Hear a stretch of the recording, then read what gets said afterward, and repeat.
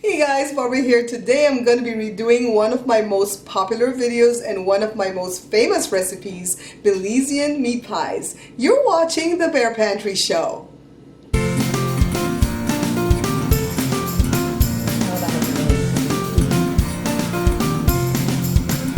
None other than the Honorable Mayor Habanero of my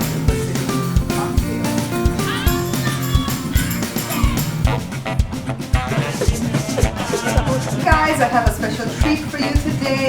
Say hello to my mother. Hi everybody. She's not shy, okay? Special occasions. And you can put dried fruits or raisin in it too, but I like these. You're watching the Bear Pantry Show. I'm trying to think what I'm going to do with the video that I have here at the site already with the Belizean meat pies, because I can't name the video the same thing. I might have to name this one Redo if I want to say Belizean meat pies. I might make it unlisted. I'm not sure. If I don't make it unlisted, I'll just link that one to this one. The reason that I want to redo is because that video is old, it's dark, it's long, and I'm better now at doing the show, right? So I want to do a revamp. Plus, somebody showed me a neat little trick about making the meat pies that they say is going to make my life a lot easier. So let's get right into what we're going to do with the meat.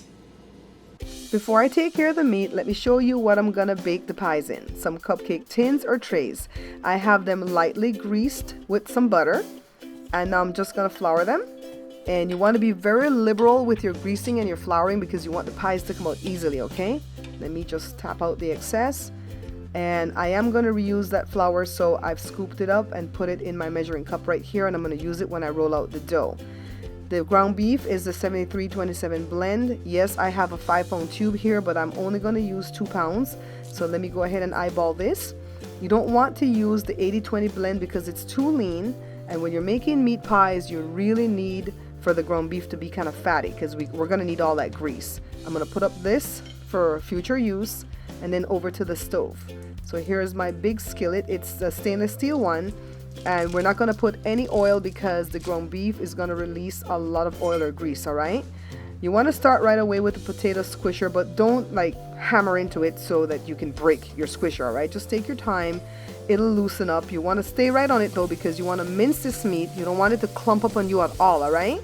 So just keep coming at it. This is 10 minutes later and I am just squishing and twisting. Squish and twist. Squish and twist.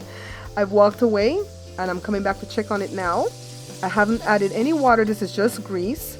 And we want to squish and twist again because you want it to loosen up completely, all right?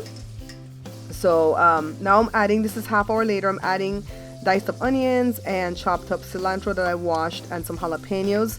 The only other thing that I'm going to add to the pot will be salt, black pepper, and powdered ricotta, okay? If you don't have powdered ricotta, you can add paprika, but I don't like the smell or the taste of that. Now it's time to add a little bit of water. While I'm still squishing, you notice I haven't stopped squishing at all. Now I've added the salt, pepper, and the ricotta, but I forgot to show it to you. But I added 2 teaspoons of each, all right? Now it's time to take care of the dough. This is 4 cups of all-purpose flour, 3/4 cups of softened butter, and now to this I'm adding 3/4 cups of shortening. If you don't want to put the butter, you can use all shortening, but you're going to use 1.5 cups of the shortening instead of 3/4 and 3/4. The reason that I split it up like this is because the butter adds a little bit of color to the dough. This is about 1 teaspoon of salt, some sea salt. You don't want to put too much more because the butter has salt in it. If you're using unsalted butter, you can use maybe 1/2 teaspoon more of the salt, all right? Now I'm going to add ice cold water. I want to spend some time with this today to show you guys how this is done. Because a lot of people tell me that they can't make pie dough, but pie dough is so easy, especially Belizean pie dough, see? Very simple. You want to work it till it gets wet. If you have one of those pie making things, you can use that too, but if you use that, you're not going to be able to feel, where the moisture is. So see, I've added a little bit more. And now let me go ahead and get this worked in very slowly. And let's check, see, I have another dry spot here. So I need more water. And it has to be ice water, okay? Not just cold water, but ice water. And just go ahead and get it worked in. And then at some point, it's going to be better for you to dump it on the counter. And no, I'm not going to be kneading. I'm just going to squish it all together to make it into a ball. That's my oven that's ready for me at 350 degrees Fahrenheit. But I'm not ready for it yet because this has to go in the fridge for about 15 minutes, all right? The beef is still cooking behind me. And what I'm going to do now is just get some plastic wrap. Let me reach up here and get this. And if I can get this off of this roll, we're going to go ahead and just cover it up, put it in the fridge for about 15 to 20 minutes. So I lit the oven early today because it's kind of cold and I wanted to heat up the house. So see, I'm stirring the meat again. I hope you guys are liking the angles that I'm showing you today because you're spending the day with me. Now this is some cornstarch. In the past I've used flour to thicken up my meat, but I found that to be very troublesome and it's hard to use flour because it gets lumpy in the meat. The cornstarch just disappears when you put it in. No trouble at all. So let me go ahead and add this. And you can actually add a little bit more of the cornstarch mixture too with a lot more water. All right, you want to get a lot of gravy on top of this. All right, so that's what I'm going to do. So if this is sitting here for a while, just add a little bit more water because we need some liquid or the meat's going to be all dried out in the pie, okay? So I put this in the fridge for about 15-20 minutes. What I'm going to do is just like split it in half, flour my counter a bit. I'm going to roll it out so that I could get a sheet to just cover that. I'm not going to put the individual ones like I did on the last video because this is a trick somebody else told me to do. They didn't teach it to me, they told it to me. So let's pray that it works.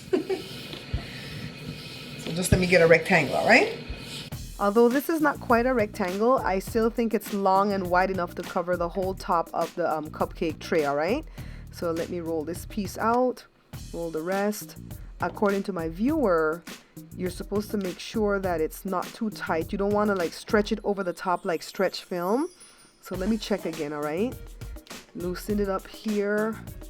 Yeah, it feels loose. Now what I'm going to do is take the next tray and I'm going to use the bottom part of the tray to push in. So take a look, guys, like this. And then all the little slots are supposed to get filled with the dough. So I think this is gonna work. Let me go ahead and take this one out. I want to make sure I don't tear anything. Yeah, this is coming out. You don't have to like spray the bottom of the first tin with anything. It comes right out. And look, see? Pretty cool. Now I'm supposed to like cut off these excess edges now. Let me grab my little knife and just separate this first one very gently. Already I can tell that this is going to go faster because normally I would just get a little piece of the dough like a ball, roll it out, put it in the little slot, and then try to shape it. So this is already easier in the shaping. So I'm sure as I move along, I'm going to get better and better at it. Let me take care of this one. Now here comes the second tray. And I'm going to use the first tray to go ahead and do the same thing to this. Squish it in. Look, I'm getting better already, guys. And then now I figured out a way to do this. So right away you start catching on what to do. Just go ahead and cut it. And remember, don't throw away the excess dough because we need the dough for the lids. So let me go ahead and clean this one up. See, it's going faster already, guys. And we're going to get 2 dozen of the pies, all right? So we're going to need 2 dozen lids. So now I'm using my 1/8 measuring cup and I'm just measuring 1 scoop. And then I'm going to go back over now that I have excess and just eyeball the ones that has less or the ones that have less. I'm having fun today with you guys. And remember, if you overfill them, the lids are going to give you trouble, all right? So I've used a drinking glass or a tumbler, one with a wide mouth, to go ahead and cut out these lids. And see, I'm using my little Shrek glass to go ahead and cut out these lids. Joshua put some hot sauce in this one because he says he wants that one to be hotter. Like if we don't have enough pepper already with cayenne and jalapeno and black pepper in this stuff. And just cover it up. And any of them that's too overfilled is going to give you trouble with the lids.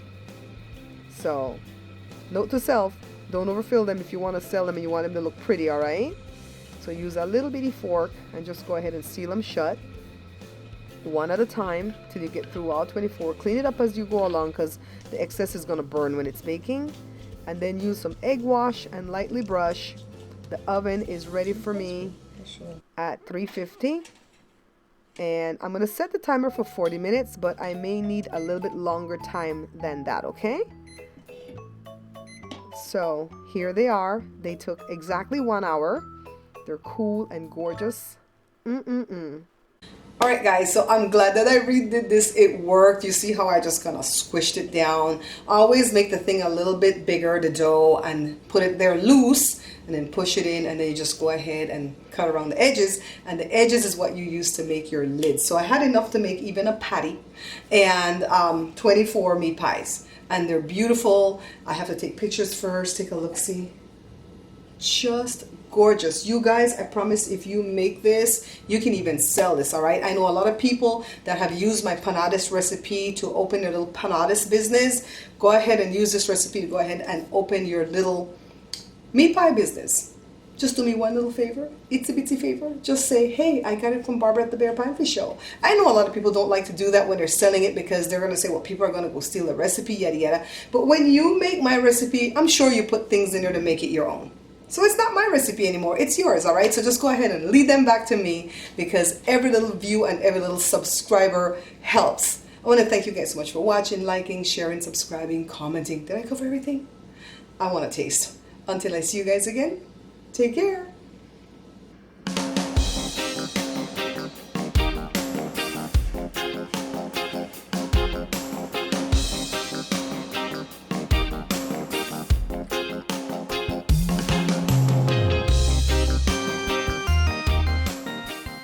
Hey guys, if you like what you see here, you may like my vlog channel. Head on over to youtube.com/BabsBearTalk to get caught up on what's going on behind the scenes of the cooking channel, what's coming up next, and what's going on in my daily life.